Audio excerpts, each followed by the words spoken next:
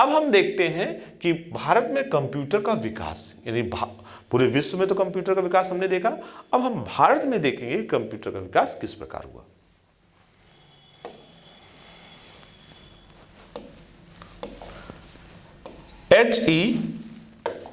HEC2M ये क्या है?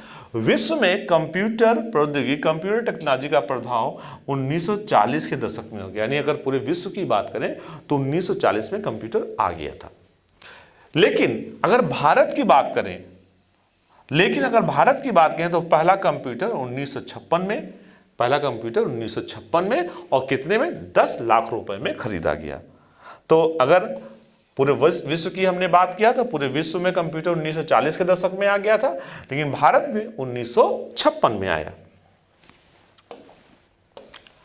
आगे हम देखते हैं,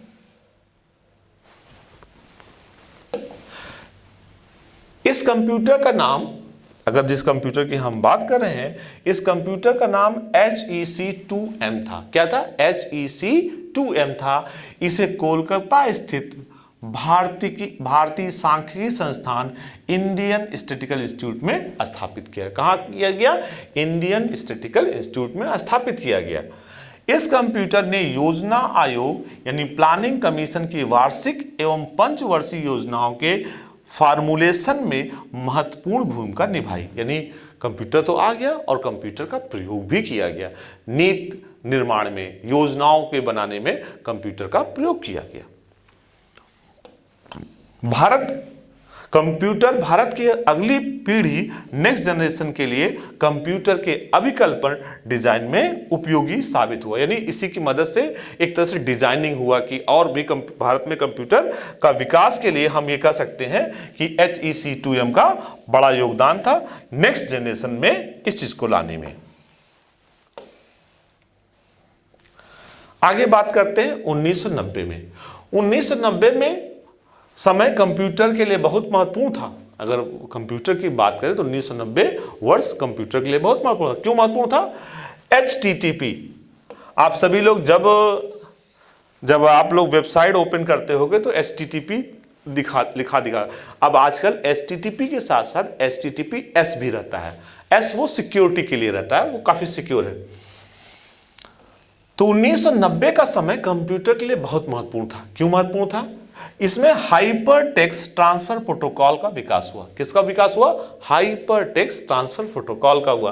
प्रत्येक वर्ष कंप्यूटर में नई नई तकनीक की खोज हो रही है और उनका उपयोग हो रहा है। यानी अगर हम ईयर की बात करें तो हर साल कोई ना कोई नया चीज जो है कंप्यूटर में खोजा जा रहा है और उसका विकास भी लगातार हो रहा है। ये अच्छी बात है। कंप्यूटर में रोज प्रतिदिन कोई ना कोई चीज को खोजा जा रहा है और उसका विकास किया जा रहा है।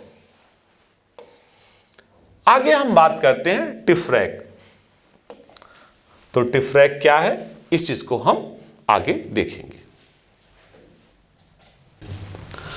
TFRAC, ये TFRAC क्या है? ये जो है, अगर हम TFRAC के, भारत में प्रथम ऑटोमेटिक इलेक्ट्रॉनिक कैलकुलेटर था। भारत का प्रथम ऑटोमेटिक कैलकुलेटर क्या था? हम भारत के कंप्यूटर में विकास के बारे में पढ़ रहे हैं।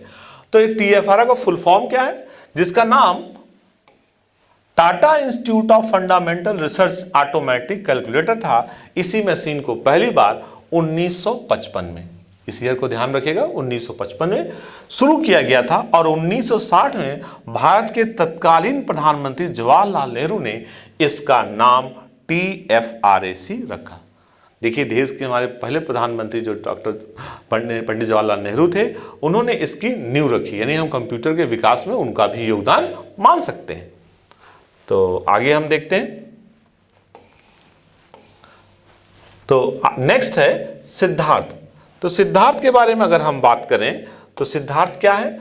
भारत में निर्मित पहला कंप्यूटर जिसका निर्माण इलेक्ट्रॉनिक कॉरपोरेशन ऑफ इंडिया, किसने किया था? इस बात को ध्यान रखिएगा कि जो भारत का पहला कंप्यूटर सिद्धार्थ था, जिसका निर्माण इलेक्ट्रॉनिक कॉरपोरेशन ऑफ इंडिया ने 1967 में, किस सन में किया था? 1967 में किया था। इस कंप्यूटर में सर्वप्रथम सिलिकॉन से बनी चिप का प्रयोग किया गया। किसका प्रयोग किया गया? सिलिकॉन से बनी चिप का प्रयोग किया गया था। यह भी एक ऐतिहासिक घटना थी। आगे हम बात करते हैं परम। परम क्या है? परम अमेरिका द्वारा भारत को क्रे सुपर कंप्यूटर देने से इनकार करने के बाद, यानी इस बात का ध्यान रखिएगा कि भारत ने अमेरिका से सुपर कंप्यूटर मांगा, लेकिन अमेरिका ने मना कर दिया। अमेरिका ने कहा हम सुपर कंप्यूटर नहीं देंगे।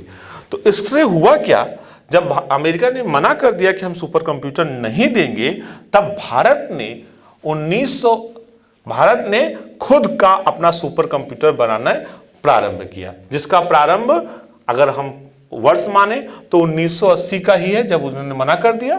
तो सुपर कंप्यूटिंग के क्षेत्र में आत्मनिर्भर सेल्फ रिलायंस प्राप्त करने के उद्देश्य से 1988 में, किस समय, 1988 में प्रगत संगणन विकास केंद्र, जो कि काफी पॉपुलर है, आज हम सभी लोग जानते हैं, जिसका नाम है centre for development advance computing की स्थापना की। किसकी स्थापना की गई?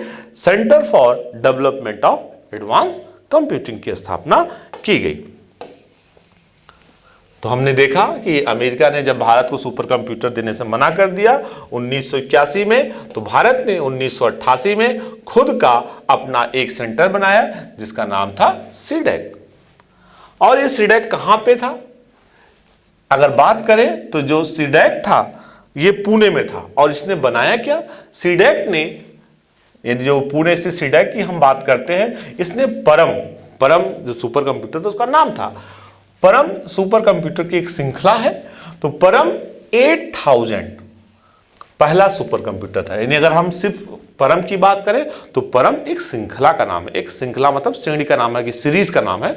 उस सीरीज में जो 8000 था वो पहला सुपर कंप्यूटर था।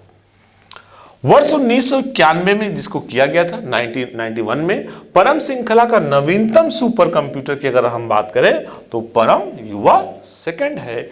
यह अधिकतम 532 टेराफ्लॉप्स, कितने, 532 टेराफ्लॉप्स की गति से कार्य निष्पादित करने में सक्षम है। यानी इतना फास्ट काम करता है। क्रे सुपर कंप्यूटर से वंचित किए जाने के बाद भारत में स्वदेशी कंप्यूटर और सुपर कंप्यूटर प्रौद्योगिकी के विकास के लिए कार्यक्रम शुरू किया गया। जैसे हमने बताया कि जब अमेरिका ने मना कर दिया तो भारत खुद का अपना सुपर कंप्यूटर बनाने के क्षेत्र में कार्य करना स्टार्ट कर दिया, और उसी का परिणाम आपका सीडैक था। अब एग्जाम में कुछ बड़े इंपॉर्टेंट प्रश्न पूछे आते हैं, उससे रिलेटेड कुछ हम लोग बात कर लेते हैं हल्की फुल्की, कि क्या क्या एग्जाम में क्वेश्चन पूछे जा सकते हैं। तो जैसे प्रथम अंक की कंप्यूटर के ब्लूप्रिंट के विकास की बात करें तो चार्ल्स बैबेज था। प्रथम कंप्यूटर का विकास की बात करें तो एनिएक, ठीक है, एनिएक, एडिवैक, यूनिवैक, इसकी बात हम लोग करते हैं। प्रथम पीढ़ी में कंप्यूटर के आंतरिक इंटरनल मेमोरी की बात करें तो इंटरनल मेमोरी के रूप में प्रयोग किया जाता था चुंबकीय ड्रम या मैग्नेटिक ड्रम की बात करते हैं। प्रथम पीढ़ी में प्रोग्रामिंग की जाती थी।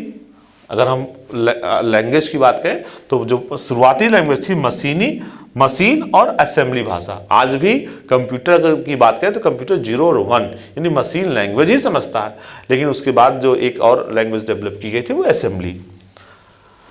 मशीन भाषा आधारित होती है। मशीन, जैसे मैंने शुरुआत में बताया कि मशीन किस पे बेस्ड होती है, 0 और 1 पे होती है। तो अगर मशीन की पूरी हम बात करें तो 0 और 1 पर ये बेस्ड होता है। और कुछ कंप्यूटर से रिलेटेड हम लोग बात करते हैं। कंप्यूटर, प्रथम पीढ़ी के कंप्यूटर आधारित थे। बड़ा आसान क्वेश्चन है कि प्रथम पीढ़ी सब जानते हैं कि वैक्यूम ट्यूब, जिसके कारण कंप्यूटर की साइज काफी बड़ी हुआ करती थी। प्रथम पीढ़ी में स्टोरेज के लिए उपयोग किया जाता था, पंच कार्ड यूज किया जाता था। आगे बात करें कि विश्व का कंप्यूटर साक्षरता दिवस कब मनाया जाता है, लिटरेसी दिवस कंप्यूटर की बात करें तो 2 दिसंबर को मनाया जाता है। वह युक्ति मतलब डिवाइस, वह युक्ति जिसके द्वारा एक से अधिक कंप्यूटर पर कार्य कर सकते हैं वो टर्मिनल होता है। अगर आपने कभी रेलवे रिजर्वेशन पे जाएंगे तो देखेंगे वहां पे कई टर्मिनल पे लोग बैठे रहते हैं, ठीक है। टर्मिनल क्या है? टर्मिनल एक प्रकार का विद्युत यांत्रिक हार्डवेयर है। टर्मिनल क्या है? टर्मिनल एक प्रकार का विद्युत यांत्रिक हार्डवेयर है। अब हम लोग बात करते हैं परम युवा सेकंड। परम युवा सेकंड है क्या? जैसे हमने आप बताया कि सुपर कंप्यूटर परम जो है एक सुपर कंप्यूटर की श्रृंखला का नाम है। तो बिल्कुल सही, उसी में जो आपका परम युवा सेकंड है वो जो है लेटेस्ट में आता है। परम युवा सेकंड भारत का ये पहला भारतीय सुपर कंप्यूटर है जिसने 500 अधिक टेराफ्लॉप्स की गति प्राप्त की तथा बिजली क्षमता के संदर्भ में यह नवंबर 2012 तक विश्व के शीर्ष 500 ग्रीन सुपर कंप्यूटर की सूची में 33वें स्थान पर, यानी सुपर कंप्यूटर की लिस्ट बनती है तो उसमें ग्रीन सुपर कंप्यूटर की लिस्ट में यह 33वें स्थान पर यह आता है। पेटाफ्लॉप्स जैसे ये सब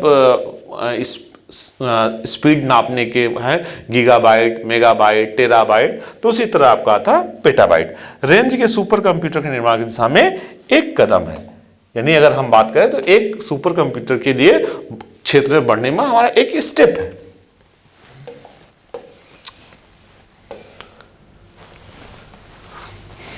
बात करते हैं 19 सितंबर 2016 के, जब हमारे तत्कालीन केंद्रीय मानव संसाधन मंत्री, अगर उस समय की बात करें 2016 के, तो प्रकाश जावड़ेकर जी थे। कौन थे? प्रकाश जावड़ेकर जी थे।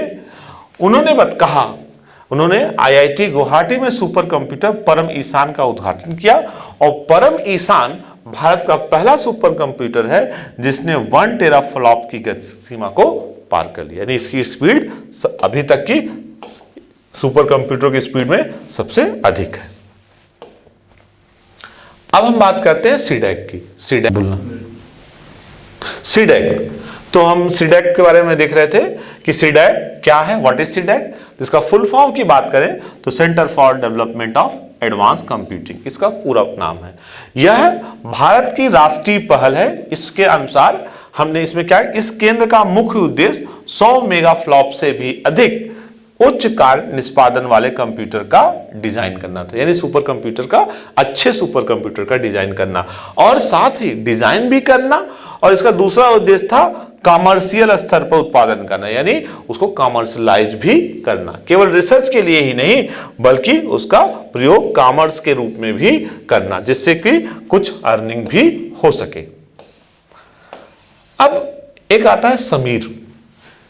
कई बार एग्जाम में पूछा भी आता है कि समीर क्या है, तो समझिए, जैसे सुपर कंप्यूटर की अगर हम लोग बात करते हैं तो सुपर कंप्यूटर के लिए सीडैक बड़ा इंपॉर्टेंट है। उसी प्रकार समीर जो है इसका पूर्ण रूप है society for applied microwave electronics engineering and research, ठीक है, यानी ये एक रिसर्च में इसका प्रयोग किया जाता है। Society for applied microwave electronics engineering and research, electronics एवं सूचना प्रौद्योगिकी विभाग डिपार्टमेंट, भारत सरकार द्वारा मुंबई में प्रयोगशाला समीर की स्थापना की गई। यानी समीर है क्या, समीर एक प्रयोगशाला है जहां पर किस पर काम किया जाता है, जिसपे अगर सबसे इंपॉर्टेंट बात करें तो अप्लाइड माइक्रोवेव्स पर काम किया जाता है।